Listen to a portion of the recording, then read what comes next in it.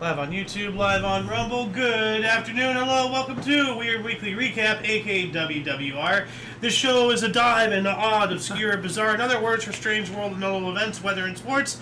I'm Alexander. Golden Loon. And you. Today is, of course, Saturday, aka Saturday, August 15th, 2026. Let's jump into... Halfway through the month. Yes. Let's jump into the news today, shall we? Starting us off in Oddity Central, we have Dalmatia, the world's most crowded beach. So it's located in Shenzhen, China. Dalmatia Beach is a famously, or rather notoriously busy destination, even by Chinese standards. The 1.8 kilometer or 1.1 mile stretch of sand turns into a sea of people on weekends, with authorities needing to limit the number of beachgoers allowed to access it. To understand just how crowded Dalmatia Beach can get during the summer months, it's enough to go on platforms like TripAdvisor and read the reviews of angry visitors, some of whom complained that they couldn't even reach the water because of how jam-packed with people the place was. Look at that. That's exactly what they... How do you get to the water? Yeah. Like, that is just obscene. Wow. Like, how did things get to be to this point, you know? Like, hey, how you doing, Ghost? Welcome to the show. Like, how does it get to the point where, like, so many people go and it just, like, ruins... Like, it turns into something good to something bad. Apparently they don't have enough beaches. Well, I mean, it's China. Like... I guess not good beaches like this. But I mean, like, you know, you look at Yosemite. Yeah. Like, I'd love to go to Yosemite, but I know that, you know, I'm going to follow your advice of not going because it's just too touristy. Like, too many... Well, see, like, you know, it's a great thing, but too many people now... I mean, like, you know, there's a lot of people. There's like 8-9 billion people on the planet. So if everybody goes at least once in their life, you know, when's it going to be your turn? When you're 80? You know, like... Well, the one thing you can do with Yosemite now, and it's always crowded, but they max it out, they only let so many people in, but you can make a reservation, so you know you can go there and get in. Yeah, and well, until they start overbooking and everything like airplanes do and whatnot. I don't think they do. I don't know. Anyway, it says here, while 80,000 people sounds like a lot, it's worth pointing out that on occasion, Dalmatia Beach hosted as many as 200,000 people at once, making it extremely hard to even move around, let alone sunbathe or swim. Yeah, that's just not even worth it at that point. That's just ridiculous. Yeah. What else do we got here? Oh, by the way, before I forget, links to that article that we just covered and all the other ones are already in the underbar of the description below, as well as you know, stuff that's involving Omni Coalition, our various sources, the music in the background, and a handful of other nifty things. Moving on up to 9 Lives, a legendary feral cat that feasted on endangered birds and eluded capture for 3 years. The legend of 9 Lives began 3 years ago, shortly after conservationists from the pest-free Perula Project released 20 captive bred pataki or brown teals on the New Zealand's Purita Peninsula. After just 1 week, one of them was found mangled, and the death toll among the critically endangered birds began to rise. It didn't take long for the scientists to discover the killer. A gray tabby cat with distinctive markings. However, capturing the feline was a whole other story. So apparently this was just going around just killing... Well, eating. No, like, it said they found them mangled, not eaten. Oh. Cats only eat 1 or 2 out of every 5 animals they kill. Like, it has been scientifically proven that cats hunt for enjoyment, not just for sports, but they actively hunt for enjoyment. Like, yeah. And, like, they're evil. They are legitimately evil. So yeah, this one is incredibly evil. So anyway, what else do we got here? Wealthy woman bankrolls drama series so she can star in it and kiss male lead more than 60 times. Wow, how pathetic do you have to be? You know. Zhang Yufei, an up-and-coming Chinese short drama actor, recently took on social media to speak about the nightmare he experienced on the set of a production that was supposed to be his big break. The 23-year-old actor was allegedly constantly harassed on set by his co-star, who just happened to be the sole investor of the project. The wealthy woman reportedly set 2 main conditions for bankrolling the 50-episode short drama series. She had to play the lead female role, and she had the final say on the script. This gave her free reign over production, and because she could always pull the plug on the whole thing, no one dared argue with her, no matter how absurd her decisions were. Now flip the script. Make it a guy. And do you see how all of a sudden it's a problem? It's a problem either way. It is an absolute problem. But if it was a guy doing this to a girl, oh my, like there would be like crusades launched against this person to cancel him. You know, but I'm surprised that they're not a peep. You know.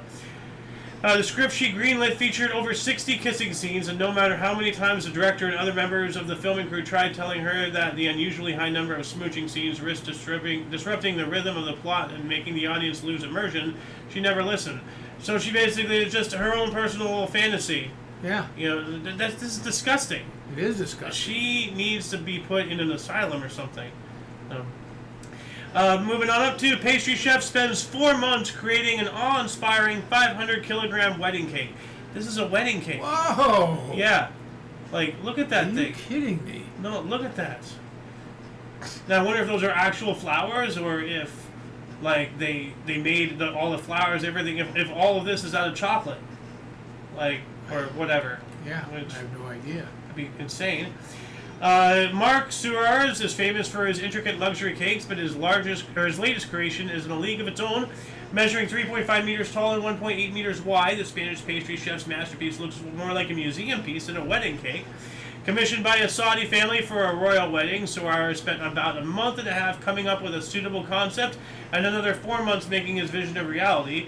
Even though he normally works alone, for this particular project he enlisted several of his pastry chef friends as well as their family members because of the amount of work required. Simply placing the 33,000 petals on the cake was an extraordinary effort. So they were individually chocolate petals. Yeah. That is just obscene. It says here in total, some 1,800 hours of work went into making this incredible looking cake, which ended up weighing 500 kilograms or 1,100 pounds. Wow. It was unveiled at the Paris Opera Garnier for the wedding of a Saudi couple who asked to remain anonymous. Oh, that's ridiculous. How did they transport it? 1,000-pound cake. I don't know. Size. I don't know. Well, hold on a second. Let me refresh that this. That costs. There we go. So that's there's a video of it right here. Yeah. Look at that. That thing is enormous. Yeah. Holy crap. It looks like maybe they brought it in sections, assembled it, and then Yeah. put it all together on site. Oh, absolutely. There's no way you can transport Yeah. that with all those Yeah. intricate decorations. Something would break, something would fall off. So, but yeah, like even disassembled, how do you transport it? Like, you know, Yeah. 30 boxes of chocolate petals. Did you make an extra 100 just in case? You know, like Oh yeah, keep them refrigerated. yeah, that too. This is nuts. Yeah, that's crazy. Yeah. Yeah, I'm a lover of cake, but even I find that a bit too much. Like, you know, like I dig hope into the that. cake Like itself was good. yes, like you know, Tasty. I would attack that. You know, like a savage. Don't get me wrong. I feel guilty for taking a chunk of the cake and eating it. No, because then it would start decomposing everything. You have a civic duty to enjoy that cake at that time. So, moving on up, woman arrested for placing over 2,000 fake orders on online manga store in less than a year. What? What's a manga store? A manga is like a Japanese comic thing, manga. Like, okay. It's the basis for many animes. Like everything, okay. practically every anime, at least the good ones, started off as manga. You know, like Dragon Ball, you know, FLCL I think was one. You know, I do know that One Piece definitely started as a manga. A lot of places, you know, things. Ghost here might know a little bit more about anime than I do. I don't know really that much anyway, but if he wants to speak up, I guess not though. Anyway, pardon me. Suijna Inc., one of the largest manga publishers in Japan, claims to have incurred serious losses due to the actions of a single woman who placed thousands of orders on the company's online store and either rejected them when they arrived or let them be canceled automatically by failing to complete the payment. The corporate reportedly ordered merchandise worth about 4.3 billion yen, or $27 million, without paying a single cent. I hope they execute this bitch. Mayu Yoshida, a 32-year-old restaurant worker from Osaka, was recently arrested for disrupting the commercial activities of Suijna Inc. by using no less than 238 different accounts to place thousands of online orders, knowing full well that she would never complete them. Between 2024 and 2025, Yoshida reportedly placed over 2,000 orders for merchandise. We just read all that. Japanese investigators discovered that Mayu Yoshida took advantage of Japan's convenience store prepayment system, which allows people who don't have or don't want to pay with a credit card to place an order by pay for it at a convenience store, with the seller shipping the item once payment has been confirmed. After a certain time passed without the buyer picking up the product, the order was canceled automatically, but the company still incurred logistical losses. So Sure. so she's not even like is she even like so she's not picking him up. So she's just trying to like destroy the company. Like Well, some of them she got, and some she didn't pay. Some they did it that way. But yeah, she did let a lot of them, I guess, expire. So you never get it, but you're just causing the company, as soon as they fill an order, it costs them something. And then they have to restock, cost them something to restock it. So the company loses out for sure. Oh, right here. This just seals the deal. Quote, I do not have any resentment towards Shirsa, end quote, the 32-year-old woman said. Continuing with, quote, I have been feeling stress from daily life, and I felt a sense of satisfaction and refreshment from ordering items before they sold out, end quote. But, like, but I don't know. This she should go to jail. No, she should be executed, because this is malicious. Like, right here. Over 2,000 orders from 238 different accounts. Yeah. Like, you put in all that effort to make it, because it's not just that making an account. Right. You have to make an email. You have to make passwords. Right. And especially today, with Google and Yahoo and whatnot, you have to tie in a phone number with an email. Now there are burner emails you can get and all that stuff. There's a lot of tricks that people have found, but one of the greatest things about Japan is their culture and their ability to like entrust each other. But unfortunately, humanity just doesn't work that way, and this is why we can't have nice things. She's discovering ways to take advantage of the trust, in the culture for her own little personal gain, and it's helping nobody but herself. She's the only person that this benefits in any conceivable way. And it's at the cost of, I don't know how many people, but all of this, like millions. It was at the cost of how much million? $27 million. Yeah. She should be executed. No, don't put her in jail or prison, because then, taxpayer money is going to feed and house and clothe her and medical and all. No, gone. No more tolerance for this crap. Execute this bitch. It's like a full-time job, but maybe that was the point. Maybe she wanted to consume all her time to relieve her stress. But that's a full-time job, what she did. Well, but what is she doing for society? At the end of the day, every human, you have to prove your worth to society that you live in. If you're not doing anything, then you got to go. And I'm not talking about prison. You got to go. Gone. Finito. Bye. And she's a prime example. Moving on up, woman completes 100-mile treadmill run in record time. A 44-year-old fitness influencer broke a Guinness World Record by running 100 miles on a treadmill in a time of 12 hours, 47 minutes, and 10 seconds. Oh, geez. What's the average speed of that? I know there's a way to mathematics, but... Yeah, how many miles? 100 miles in, let's just say, 12 hours. Well, let's make it easy. So say 100 miles in 10 hours. Yeah, okay. So that would be 10 miles an hour. Okay. So slightly over that, yeah. Right? Yeah. Okay. And the That's a pretty average... good clip. But she's on a treadmill. Yeah. Too. Well, it doesn't matter. You still spend energy moving. Of course. No, know? I'm not saying it isn't, but I'm just trying to equate it to a bicycle. In other words, if you went 10 miles on a bicycle... Well, that's entire different muscle groups working. So, that's not what I'm getting at. I'm just looking at effort. Well, that's what I'm saying. You can't equate effort from one muscle group into another. They're different things. Well, a bicycle would be much faster. To go 100 miles, well, it may take you 10 hours, yeah. Well, I don't know. Because, well, I see where you're coming from. Yeah. Anyways, so she went about 10 miles an hour. Yeah, it's slightly over that, which, Yeah. if memory serves, the average running speed of a human is 8 to 9 miles per hour. So she was going above average, normally, on average. Yeah. So her average is above average. Well, the thing is, she is a fitness influencer and everything, but 44 years old, that's impressive. Mm-hmm. So, what else we got here? Escape Python starts a fire at Virginia Middle School. What? That sounds really weird. The firefighters in Virginia said that a fire that damaged 8 classrooms at a middle school was sparked when an escape python knocked over a heat lamp. Oh, that would do it. Yeah. Oh, man. Okay. I was just imagining the snake running around with a lit match, in its little mouth, ha ha ha! I'm gonna burn everything down. Death to everybody. Of course, depending on the time of year, it's going to be attracted to the heat. Yeah. Well. Yeah. It's always going to be attracted to the heat. The Forest Fire Department said crews responded to a 12:31 a.m. Thursday fire alarm at Forest Middle School and arrived to find the sprinkler system had been triggered. All right. What else we got here? Escaped tortoise found after 2 weeks over 12 miles from home. So, I don't like the idea of escaped tortoise. Dude, it's a wild animal. It's supposed to be free. Don't call it escaped. Call it, liberated. But now it's been recaptured, unfortunately. A 15-year-old African spurred tortoise who escaped from her owner's Manitoba home, that's up in Canada, was found 2 weeks later at a nature preserve more than 12 miles from her. Okay, right there. It's trying to stay safe. Yeah. It went to a nature preserve. Leave it alone. The Oak-Hammock Marsh Nature Preserve in Manitoba said on local social media that officials received multiple reports of tortoise sightings on the property, which struck them as strange as tortoises are not native to Canada. No, they're not. Malchuk said preserve employees changed their minds when one visitor managed to snap a photo of what was clearly an African spurred tortoise, a species native to the Sahara Desert. That is very much not Canadian. I hope that they didn't give it back to the owners. I hope it's still at the nature reserve because it earned its freedom. Like, it escaped. Come on, dude. DC bomb squad identifies suspicious device as adult toy.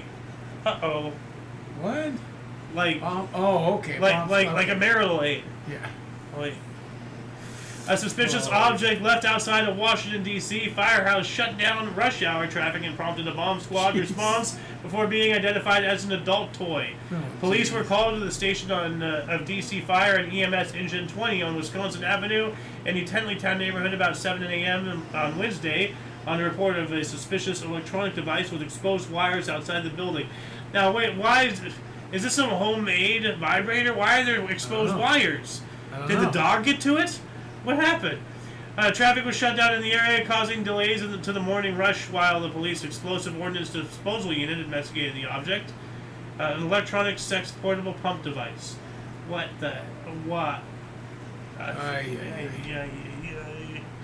Oh my goodness. Where can we get one of those? I don't want to know. I can probably find out. No, don't find out. No, I don't want to find. I'm not going to. I was kidding. Yeah. Blindfolded man assembles Mr. Potato Head in 7.92 seconds.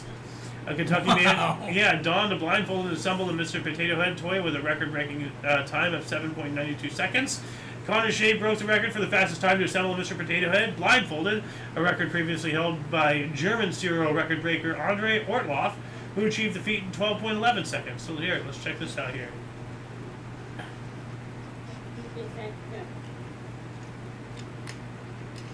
This guy's got way too much free time. Yeah, this is what happens when everybody is getting replaced by AI and robotics. Now, I'm sorry, I'm going to show my age. But you could buy, when I was a kid, a little Mr. Potato Head kit. Yeah, and you put it on an got actual potato. You got a potato! Yeah, no, that was the original one. Yeah. So, 2 loose goats visit Oregon Transit Station and board the bus. So, somehow got on the bus there. So there they are, right there. Hey, where's he going? Let's follow him. He may know what he's doing. Okay. Wow, the door even did the automatic. Oh, here we go. We get to see there's people there. Of course, they're on the bus. Well, yeah, but nobody's reacting. Nothing. Why is nobody reacting? And then they figured out they got bored.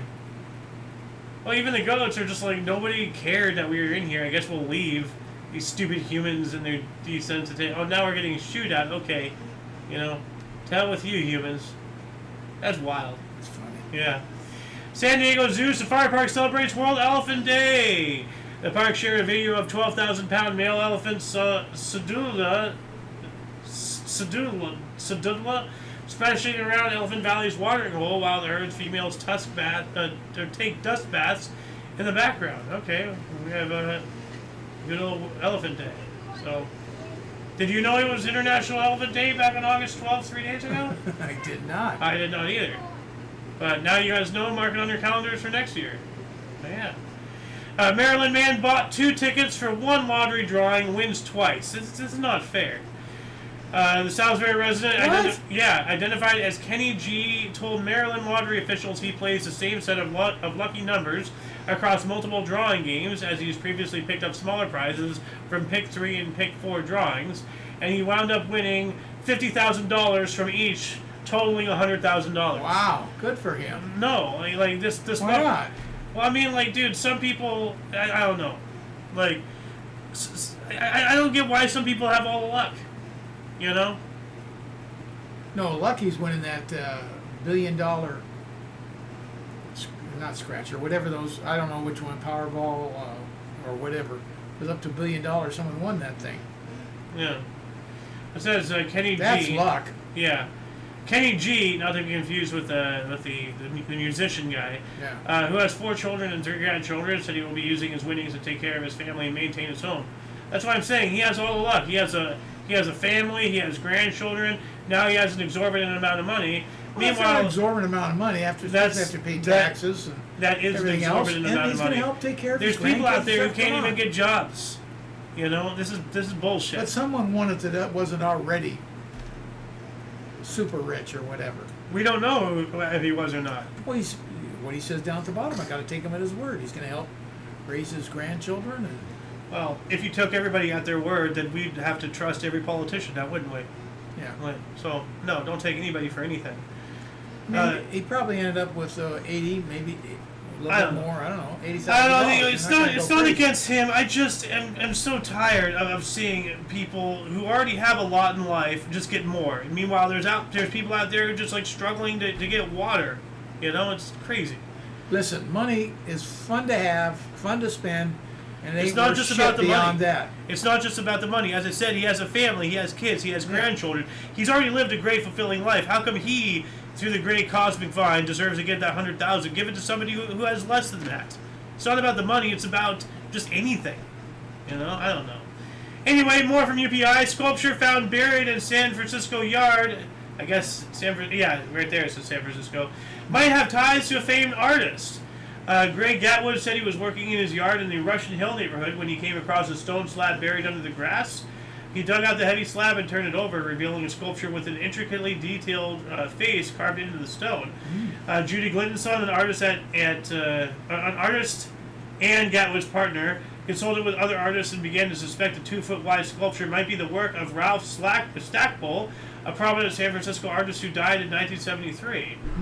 Let's take a look at this. Some landscaping when he found this sculpture. He showed it to his partner, artist Judy Gittleson. That's interesting. After studying the piece, she became convinced. So I wonder if we'll ever get like a follow-up of this. That'd be nice to know. You know, if they figured out what this is.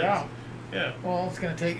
You're never going to figure it out, but you can, through experts, say that was his style and identify it as his work. Well, I mean, that's what I mean. Like I hope something is learned of this, and we can get some kind of closure. Like if it is from this guy or from some other guy, or if it's just some kid's school project that was thrown. That's pretty good stuff. Well, they did a lot of good stuff back in the day. So, mysterious cat cutouts placed on vacant lots as a parent owl deterrent. Residents living near an empty lot along Southwest 25th Place in Cape Coral said 6 of the 2-dimensional feline effigies were mysteriously placed in the grass near a known burrowing owl nest on the property. Cape Coral Friends of Wildlife volunteers discovered a similar scene in a nearby lot near the corner of Southwest 20th Avenue and Southwest 30th Street, but no burrowing owl nests were identified on the property. So, stick cats have been placed near a burrowing owl nest, and now volunteers found 6 more nearby. 6 We're more. covering the Gulf Coast off Southwest 25th Place. So in this Cape is Coral, everywhere. Reporter Madison Zaleski is asking, who put them there? So they're just trying to figure out, now who put them there. Burrowing owls are protected by the Federal Migratory Bird Treaty Act, and they are classified as threatened by the Florida Fish and Wildlife Conservation Commission, making their burrows illegal to disturb without special permits. So basically, it sounds like because they can't, if somebody has a habitual problem with burrowing owls, then you can't disturb their nest, but you can prevent the next one from coming in if you put things like, which I think this is like this. Humans have rights too. I'm all for conserving things and all that stuff, but at the end of the day, there's been many examples of these laws getting way too too much impeding on people's personal lives. Take for example, a big one in more recent history the Palisades fire. Mm-hmm. One of the reasons why we were having so much water problems was they refused to release their water up north because of the smelt. Yeah, well, yeah. People are dying and they're losing their homes and their histories, and you're going to give more shit about a stupid little fucking fish? Fuck the smelt. I will barbecue every smelt in the world and personally extinct that species. Fuck them. Bring the water down here. Save the Palisades. You know? I'm all for animal conservation, but enough is enough. There needs to be a limit where it's not negatively impacting people's lives to the point where they're literally dying. This is ridiculous. You know? There needs to be a give. We got major water fights going on. No, there's a lot more to it than the Palisades, you know? With other states. They're really pissed at California. Yeah. Because we haven't, our water system here, when it was built and designed for 16 million people. I think now there's 43 or 63 million people. Oh, a lot more than that, but yeah. And they haven't changed the water supply at all. Yeah. Now Lake Mead is drying up, so to speak, and other states are going, well, what's California getting all this extra water for? Because they haven't done anything. No salinization off the coast, God forbid we do that, you know, on and on and on. So like Utah and a couple others are just really steamed to California, probably rightfully so. Well, I mean, like another example before we move on up here is there, and we've actually covered this story a couple months ago. But there was this one guy, like he bought some pickup truck from like out of state or whatever. He was like 2 states over or something, and some like endangered or threatened bird had made a nest on the pickup truck, so they couldn't legally touch it. So what he had to do was he had to buy an entirely another pickup truck, and he was fine with it, whatever, cool, but this is not my point. Like, he had to spend more money to buy a whole nother pickup truck, you know, so that way he can get the truck that he wanted. All because of some stupid law about some stupid bird. Fuck that bird. You know, like throw it out of the truck and give the guy his truck. No, this is negatively impacting. Once again, I'm all for animal conservation, but when it starts getting in the way of our lives, you know, like, because the whole point is not to get in their way, but they can get in our way. No, that's when the equality is not equalitying anymore. This is for IOYO, but you got to remember, humanity is the top of the food chain, so we have a responsibility to preserve what's here, because we have the capability of destroying it all. Now, I have a counter argument to this. However, yeah, I think this would be a good topic for IOYO. So let me, like, what should I write down for this? Responsibility of conservation.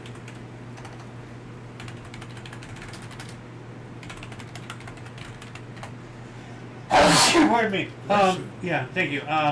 Let's see. Where is the link for this? This was what were we talking about? It's all going on. Goats, Elephant Day. No, not that one. Mystery Cat. No, yeah. keep going. Yeah, no, the Mystery Cat. Cat. It was about the owl. Yeah. Okay. Moving up, dog missing for over a month found trapped in a storm drain. All right, so they found it. That's pretty cool. What else do we got here? High school football player found cottonmouth snake inside of his helmet. Ooh. That's scary. That reminds me of I think they're poisonous, cottonmouth. I believe so. This kind of reminds me. Have you ever seen the movie Arachnophobia? No. One of the earlier victims of it, the spider crawled into a football helmet, and the kid, came by, like, picked it up, to go, and then at some point he got bit and everything, and then the spider escaped. It almost seemed like the spider was being intentional and malicious, and I think that was the whole point of the movie. Yeah. Like, it was just going out of its way to kill people. But yeah, especially like living out in a desert climate out here in Southern California and everything, and this is incredibly prevalent to Australians. But this is why I tap out my shoes. I shake out every article of clothing before I put it on. I tap out my shoes before I get into bed. I shake out all the sheets. I fluffle the pillow. Make sure that there's no spiders or any other environments, because it's warm. They'll hide in the stuff. I saw a spider on the sheet covering my my mirror in the bedroom the other day. There's just some spider there because all those folds. It's hot. They get in there, and especially if it's not folded nicely.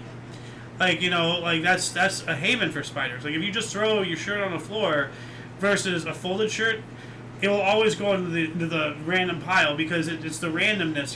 They can build a nest. It's a lot more natural. So, but yeah, this is terrifying. Mount High School athletic director Kirk Horton said the player noticed unusual movement inside the helmet after warm-ups at a recent practice and brought it to a defensive coach. Horton and the coaches looked under the helmet's padding and discovered approximately a 2-foot-long snake that turned out to be a venomous cottonmouth. So yeah, venomous. They are. Yeah. Now, I told you this the other day, but do you remember the difference between venomous and poisonous? Yes, and I forgot. Darn it, tell us. Venomous bites you. So spiders and snakes and koalas and everything. Well, not really koalas, but they have like syphilis in their saliva or something. But they are venomous or poisonous. But things that bite you are venomous. Things that you eat are poisonous. If you lick one of those poison tree frogs, that indigenous people use on their little blow dart and everything, that's poisonous because it's not biting you, but you're biting it. Right. So that's why you drink poison, not venom. Very good. Yep. What else do we got here? A large lizard caught after nearly a month on the loose in Tennessee. So a lot of animals getting caught today. An Asian water monitor lizard was safely reunited with its owner after nearly a month on the loose in a Tennessee neighborhood. Bedford County Animal Control captured a large lizard on Friday in Spring Street in War Trace and posted a photo to social media in the hopes of finding the reptile's owner. So they captured it. Mm-hmm. They have yet to look at how big that thing is. Very big. Yeah. Man spins 33 hula hoops while upside down to break world record. Why? This is so ridiculous. A Chinese man managed to spin 33 hula hoops around his body while suspended upside down to break a Guinness World Record. Yan Yanjina was suspended upside down from playground equipment in Gurjin, Guangxi, and two friends then helped to pull the hula hoops over his head and down to his hips. Let's watch this. Holy crap, dude.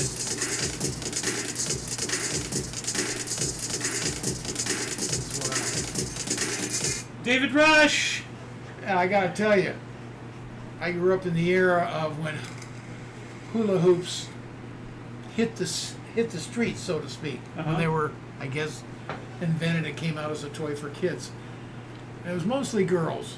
Little girls were walking up and down. They never went anywhere without a hula hoop. They're going up and down the street with hula hoops. I have a video somewhere. It's old. I don't even know where or even if I still have it. But it was like I think I was up.